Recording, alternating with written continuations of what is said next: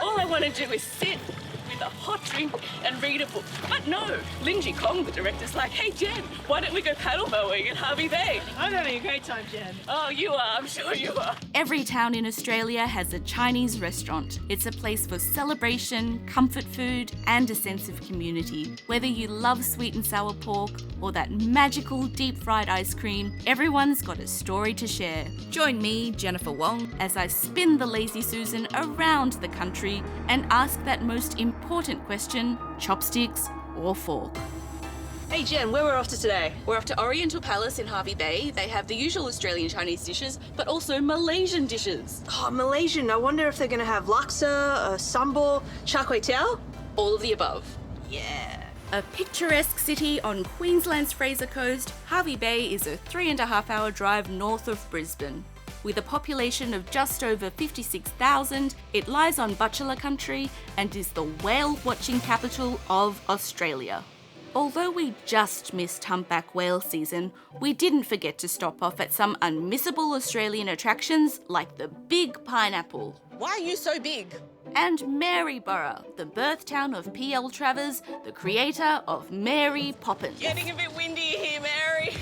Harvey Bay stretches for what seems like forever along the bayside, with blocks of restaurants, shops and apartments.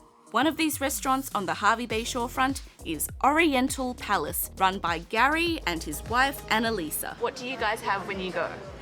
The sweet and sour pork. And we get a big bowl of fried rice for the kids. I love noodles, like Singapore noodles, mee goreng. Laksa. And Singapore noodles. Deep fried ice cream. Which is beautiful and very large, is it not? Yes. We came here on October 17, 1991. And where did you come from? I come from Malaysia. It's a small town on East Sarawak. It's called Kuching. Yep. So I Hakangin. Hakayan. Hakangin. Zigayin. Hakangin. Yeah. Dad, by trade, he's a mechanic. Okay. So he had the opportunity to came here using his skill. I have two uncles living in Harvey Bay. Okay. So started from my uncle. So your uncle opened Oriental Palace. Good fortune coming to his way. He won $2 million keno. You're kidding. Yes, yeah. He won $2 million keno. So he was really happy. So decided to retire. Okay. And asking mum and dad, would you like to take over? Yep. So, the Bong family took over in the year 2000. Thankfully, Gary was no stranger to the kitchen. The way Gary runs his restaurant is heavily influenced by his grandfather, who had a cafe back in Malaysia. Tell me about your granddad. Granddad, we talk a lot on the phone all the time. He always mentioned to me, make sure you don't use shortcuts. You do everything from scratch if you can.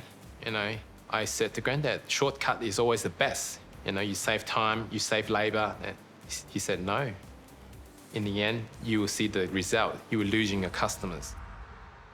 Following his granddad's advice, Gary now makes as many things as possible from scratch, including a master stock that he uses instead of water.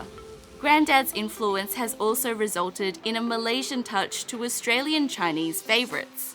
Gary is a super creative chef. One of the most popular signature dishes on the menu is his very own invention, chef's duck.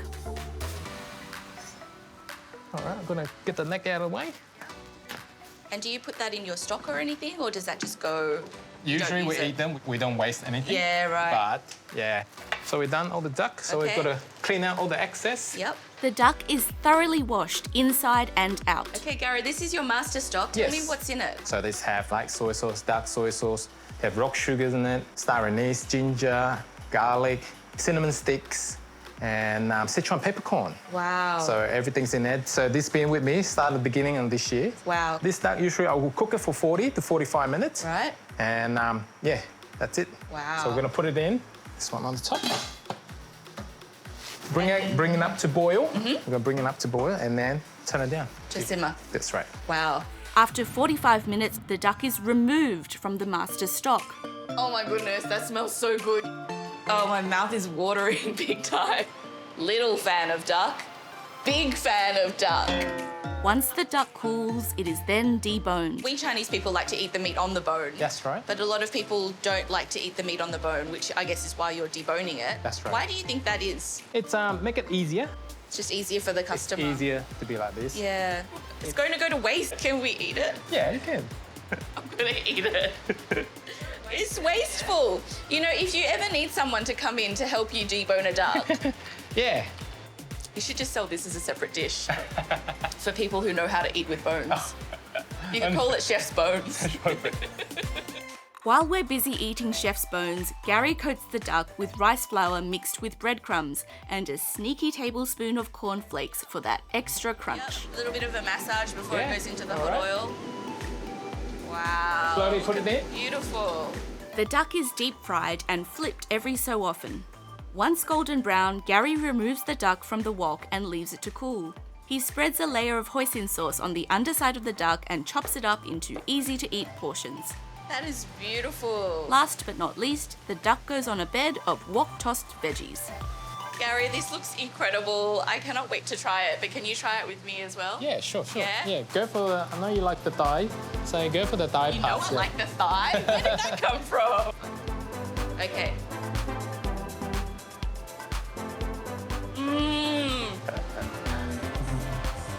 There is some wicked magic going on here, Gary Bong. After consuming copious amounts of chef's duck, Linji has persuaded me to donate my newfound energy to the services of the Harvey Bay Dragon Boat Club. Very good.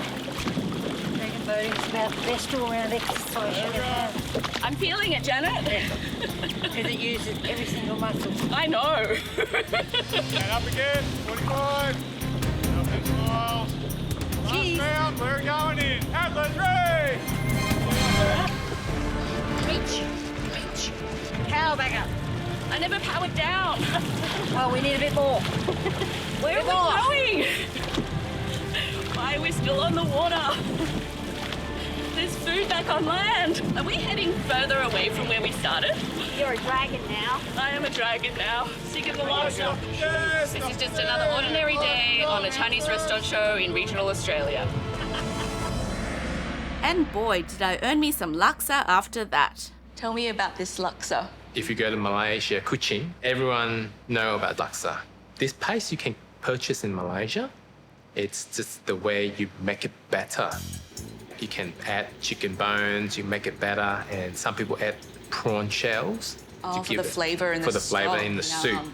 My mum had a laksa shop store in back home. Uh-huh. Some people add a lot of coconut milk, and I don't, and same as my mum. I would say Gary make it a bit more flavorful. And we do have a lot of advantage because we do have a lot of seafood from Harvey Bay. My laksa is different to others. Yep. It's not based on curry. There's nothing to do with curry powder. It's got a sambal inside. There's a reason why sambal is so delicious. It's got everything in it. Chili peppers, shrimp paste, garlic, ginger, shallot, scallion, palm sugar and lime juice. Every family makes it their own way, depending on whether they want it spicier or sweeter. Are the Malaysian dishes popular? Like over the years, have people gradually started to expand their palate a little bit here, do you think? What do you reckon, Yeah. Alice? Yeah, because they start trying different things. Yeah. Like the char kway teow is one of the most popular Malaysian dish. Wow. So they will ask, where you from? I said, yep, I'm from Malaysia. And they start thinking that dish. Do you sell that? Oh, yes. Char kway teow is a flat rice noodle that's wok tossed in pork fat. The noodle is first coated in light and dark soy sauce before adding chili, prawns, and bean sprouts. You really need good wok technique because it's the intense heat that gives it those smoky flavours. What do you think the customers like most about coming to your restaurant? First thing is the flavor. Second thing is the service. And I would think third thing is a happy thing when they finish the food. They're really happy to walk out from the store. It's how keep them coming back all the time. Gary's not the only one in the family to share their love of food with the good people of Harvey Bay. After 6 years working in Brisbane, his younger brother, Elvin, felt the call of home and now has his own cafe just 100 metres up the road. Do you want to be in the show, Emerson? Say hi. Say hi. What's it like to run a business here and then to have your brother just a little bit down the road? It's great, actually. Yeah, so whenever I run out of anything, I just go and see him. Like borrow a cup of sugar? Yeah, that's right, yeah. Elvin caters to a daytime crowd with a distinctly Malaysian menu. Check out these snacks his mum made for us: egg sambal and a steamed coconutty rice cake. But nothing could prepare me for Elvin's speciality. Do you remember eating this dish at your grandmother's cafe? Definitely. Yeah. It's like our favourite dish. What's a kolo mee? So it's like a thin egg noodle dish done in a special sauce. The oil is done from a garlic pork oil and it's soy sauce based and a little bit of acidity for balance. So traditionally it's done with white vinegar. I've also had my own, which is done with black vinegar, and usually served with pork mince and char siu or barbecue pork. Two types of pork in Oh one yeah, meal. oh yeah. Char siu is Cantonese roast pork. It's sweet, it's salty, it's the salted caramel of the roast pork world. What do you think your granddad would say to see how successful you guys have been? Granddad would be very proud. We're coming from nothing. It was very hard for us, but I never gave up. I always cook with my heart. I love my job, yeah.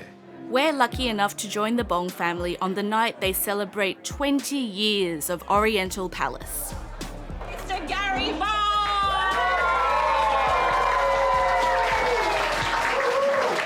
First of all, I wanted to thank you for everyone here to join me for this special evening. It's 20 years. It means a lot to me. All my friends here, they come here every week, maybe fortnight, to support me, you know? And at the same time, they're giving me money, 2 in 1. How good is that? I go to school with this gigantic. We've been knowing each other since 1992. And coming here with no friends and being only Asian in the school, Harvey Bay High. And these two never ever treat me differently. To my children, beautiful children, Jillian and Jovi, thank you for sacrificing. You know, we don't get to see you. We never have dinner together, you know, except for Mondays. You know, our job, we have to work here 6 days a week. You know, I hope you guys understand, you know, I hope you guys know what we're doing it for. And last but not least, my wife.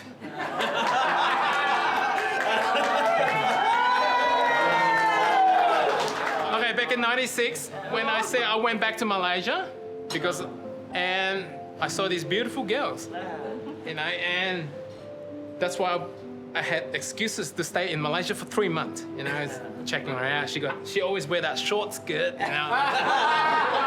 And then we had a date. You know, we had a good talk, and she always seems to be like this way, and also, oh, she must be had friends behind me. You know, she constantly looked behind me, and then I realized she never likes me. But I never give up, you know. For 5 years, I try my best, you know. Thank you, Annalise. You know, I'm happy to wake up for you every day to see you now. You're stuck with me forever. Thank you for giving up your job and accounting to be here with me. I know you love accounting. That's what you do. Thank you for giving up to be here with me. And hopefully, I will give it back to you one day. Thank you.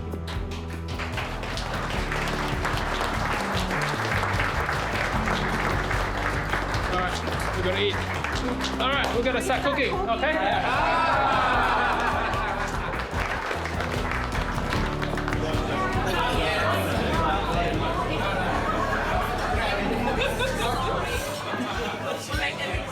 It's been a long ride, these 20 years, hasn't it? What a ride. Yes.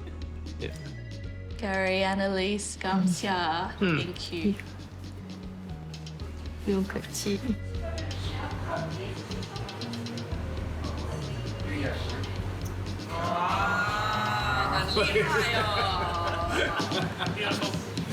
Wow, you are a master.